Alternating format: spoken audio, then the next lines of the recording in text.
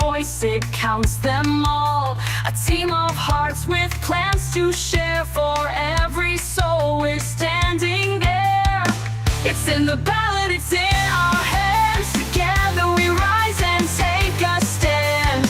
For every dream, for every need, community spirit is our creed. The vote is here to pave the way, working hard both night and day, delivering hope, delivering dreams. We are the ones who fuel the streams. Every corner, every street, we bring the change that makes us meet.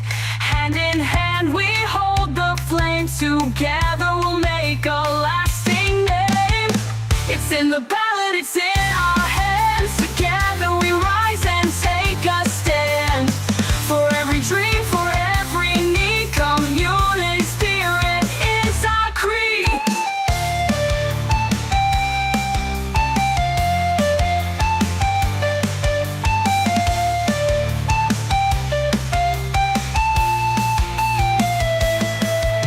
The vote is here to pave the way, working hard both night and day, delivering hope, delivering dreams. We are the ones to fuel the streams. Every corner, every street, we bring the change that makes us meet. Hand in hand we... Okay, and welcome to the Kaimai General Order. We've got Chris back, and Chris is the only person who actually has made his way here to the virtual studio for today. So we're going to have a quick, fast show, because both of us have got many things to do. How's the day been going since we last talked? No, it's pretty busy. Weather's not very nice here, though. It's a good day to be inside and answering questions. Certainly, and okay.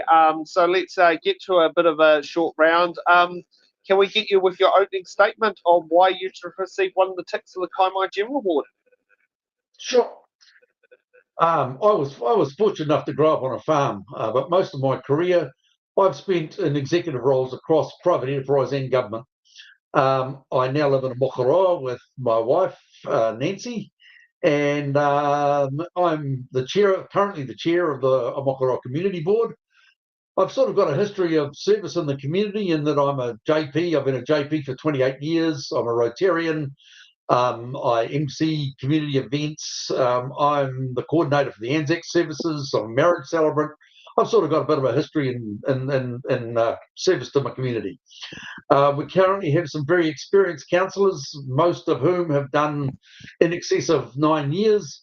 I think it's time for some new blood, and I want to be the person to do that. Okay, so let's get off to one of our first box questions. Let's get off to question A. Do you support political party endorsements of local government candidates? I don't support or not support, really. If a candidate chooses to have a political party, then really it's up to the electorate to decide whether they support their position. For myself, I'm not aligned. I want to have the freedom to be able to do what's best for my community, and I don't want the constraints that a political endorsement would bring with it. I think that any of those types of things put pressures on you to do things that may not be your opinion, to the best of for the best for your community. Okay, let's. How do I get that one out? Okay, let's go for C. Okay. How will you work with iwi and hapu to ensure their voices are included in the council decision making, particularly on issues such as land management, water quality, and shared decision making?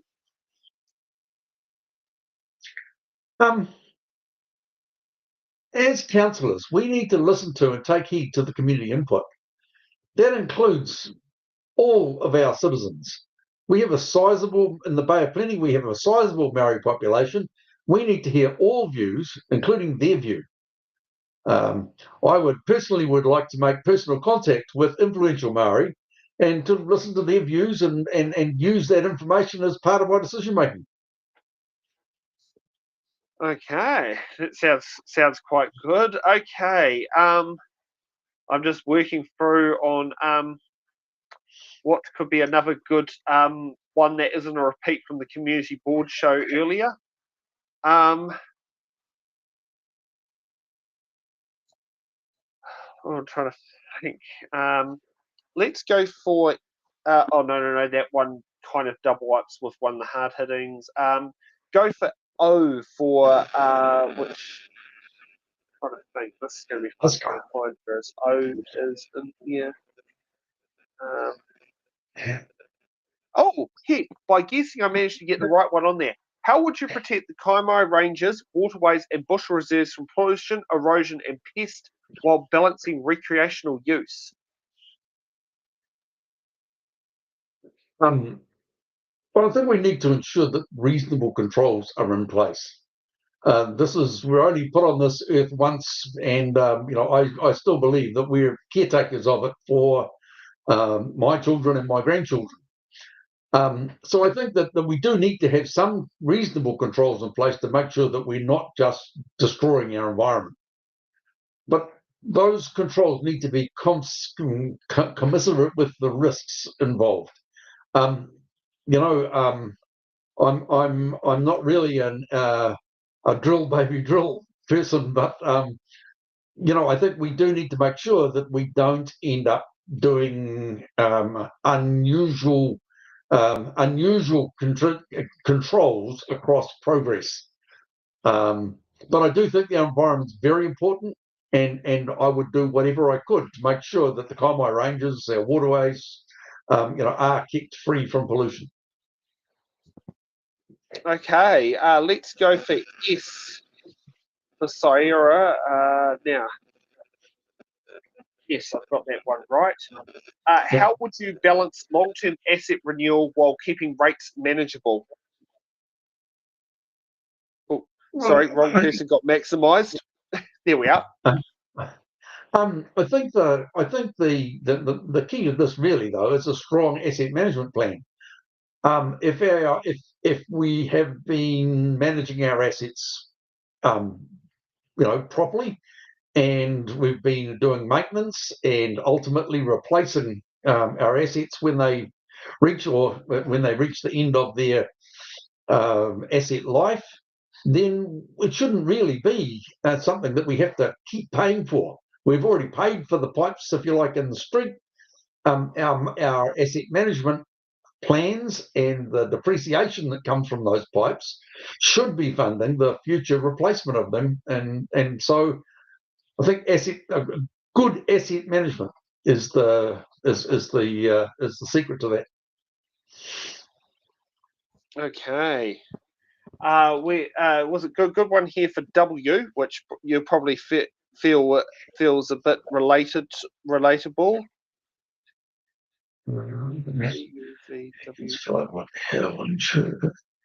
Yeah, we got W there. Okay. Many rural communities feel overlooked. How will you ensure essential services like emergency response, community halls, and libraries remain accessible to the Kaimai General Ward residents? I think that the recent representation review, which was recently initiated, sorry, I was writing my notes here. I believe the recent representation.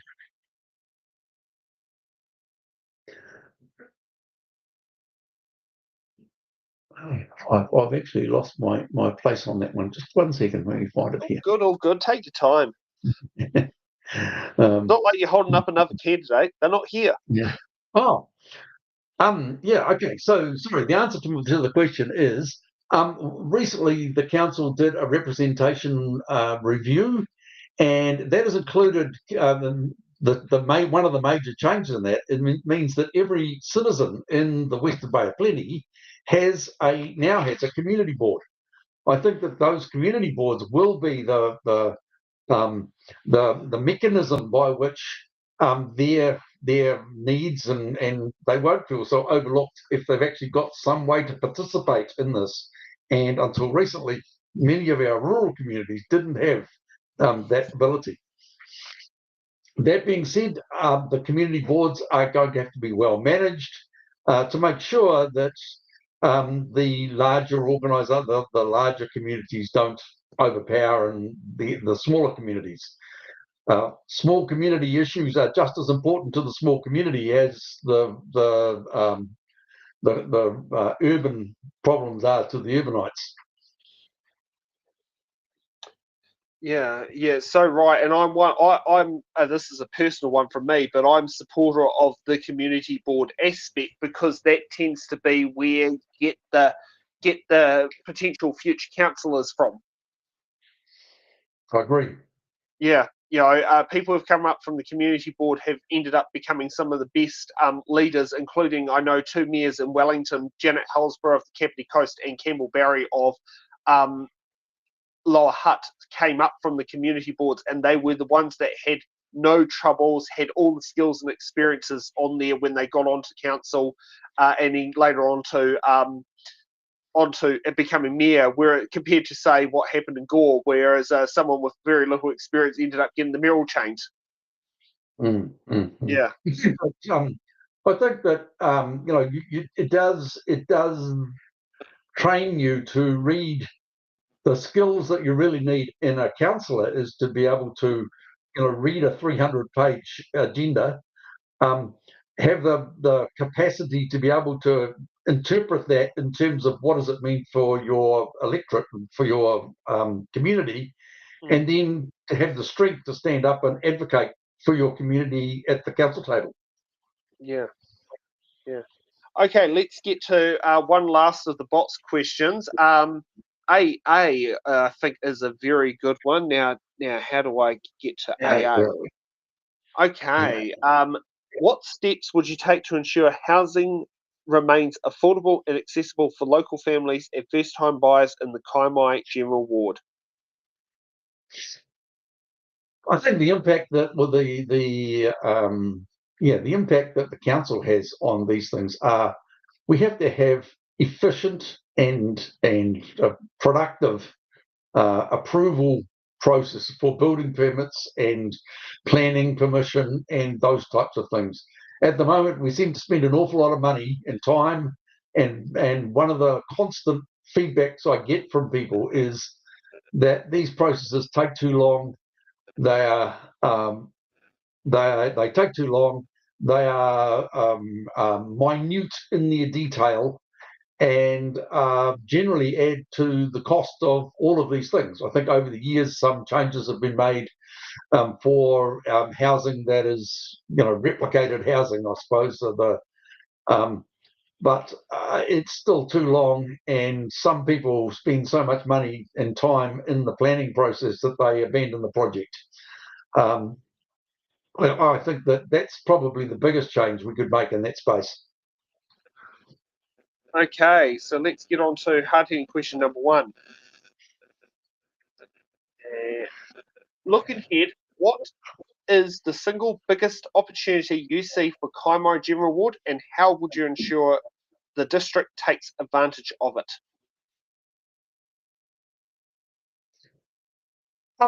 I think whether it's an opportunity or not is a good question, but local water's done well. This is going to be a huge challenge for I know we've made a decision that we're going to have a council-owned company in conjunction with Tauranga City. The really important things about that is from here is the statement of expectations, or whatever that document is that forms that company and sets up for the expectations of that company. There is a lot of opportunity in there for us to make sure that that our waters plans are affordable in the short term and sustainable in the long term. It's no good having something that's that works this year and next year, but in fact won't work further down the track. So I think building that statement of expectations is really a good opportunity for us to make sure that make sure that our interests are protected. The other challenge is going to be the oversight and governance of that council-owned company. It's easy for some of these companies, I think, to take on a life of their own, and they perhaps get very difficult for their council owners to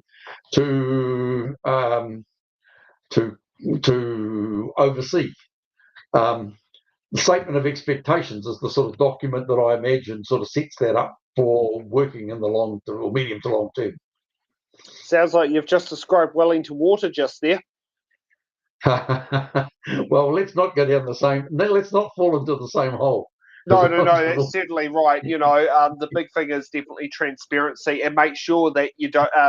The CCOs don't repeat what happened with Wellington Water, where they felt that they were more powerful than their shareholders, being the 6 councils that own it. Yeah. Okay. Let's get on to hard-hitting question number 2. Are you comfortable with the way council manages its debt position? I'm not actually quite sure how to answer this question. I can tell you that I support borrowing to fund major infrastructure.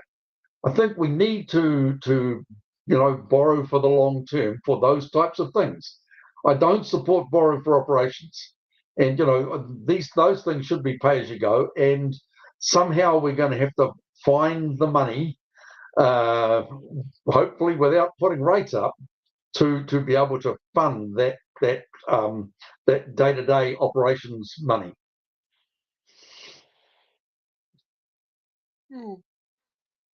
Yep, you're certainly right. I think the best way to describe it in plain language to those watching: don't chuck it on the credit card to sit there and pay the groceries at the supermarket. Yep, exactly. Yeah. Even though I've got to be honest, I very much rely on mine, but that's a personal thing. That's not me being an elected official trying to sit down there and say, well, let's just pay this month's wages on the credit card, and then we'll pay it off next week. We can get the 55 days interest-free credit. Yeah. Little bit different when you're borrowing for councils. Okay, we got hard-hitting question number 3. What is your position on retaining Western Bay of Plenty's District Council's Waka Kai Uru district-wide Māori ward and the Bay of Plenty Regional Council Māori constituency, and why do you hold that position?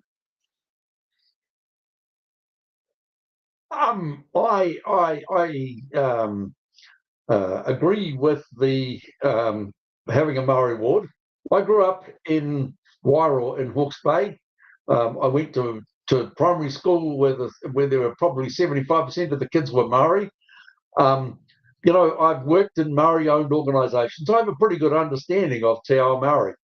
And, their view brings a whole different perspective to a whole bunch of issues, especially those issues around water and looking after our harbour. And, I think that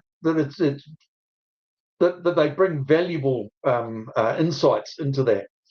The current setup is that Maori ward will have about the same number of constituents as any other councillor, around 7,000, somewhere between 6,500 and 7,000. We have a Maori roll that's nationally a Maori electoral roll, and it seems only fair that they should be able to stand a candidate. It has my support. Okay, well, thank you for that. And as we can say, opinions don't change between shows. Yeah. Okay, let's get to closing statements of why you should receive one of the ticks to be the Kaimai General Ward Councillor. Look, I've worked at executive levels. I have leadership skills that can build relationships with council. Not just council, but councillors, so that we can improve the transparency and focus particularly on what's important. In particular, when we come to be spending our rates, we need to make sure that they are focused on those things that the rates. Sorry, to focus on reserves, roads, rubbish, and water. Those are the essential things that we need to make sure that we cover off well. And I think I can advocate well for you at the council table. Okay, perfect for that. Okay, well, I don't know what else can be said here. Thank you for joining us and being part of the show. It's I don't know what else I can say. Have a good evening, perhaps. Yeah, you too, you too. Okay, to our viewers who have been watching, can I thank you for sitting there tuning in? And if you want to sit down there and share this amongst the voters, please feel free to do so. As we encourage here at It's in the Ballot Productions, we would like to have as many people voting as possible and many people making informed voting decisions. So thank you for watching, and we will see you guys back tomorrow at 11 a.m. from Cutterdale for district-wide councillors at large for a big flurry of day of 4 It's in the Ballot shows.